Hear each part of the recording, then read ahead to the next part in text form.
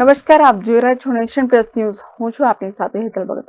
હિંમતનગર તાલુકાના તખતગઢ ગામે આજે વાસ્મોના મુખ્ય કારોબારી અધિકારી સ્તુતિ ચારણની IAS અધિકારી દ્વારા મુલાકાત લેવામાં આવી. હિંમતનગર તાલુકાના તખતગઢ ગામમાં પાણી વિતરણનું મૂલ્યાંકન કરવામાં આવ્યું, જેમાં ગામે અમલ કરેલ વોટર મીટર અને ઝોન સિસ્ટમની મુલાકાત કરવામાં આવી અને પાણી સમિતિ દ્વારા કરવામાં આવતું મેનેજમેન્ટ અને લોક ભાગીદાર વિશે ચર્ચા કરવામાં આવી અને જિલ્લામાં તખતગઢ ગામની જેમ દરેક ગામો મોડલ યોજના અમલીકરણ થાય તે બાબતે હાજર કર્મચારીઓ અને આગેવાનોને કામ કરવા જણાવવામાં આવ્યું. આવેલા અધિકારી ટીમ દ્વારા તખતગઢ ગામની વોટર મીટર અને ભૂગર્ભ જળ સંગ્રહની મુલાકાત લેવામાં આવી હતી.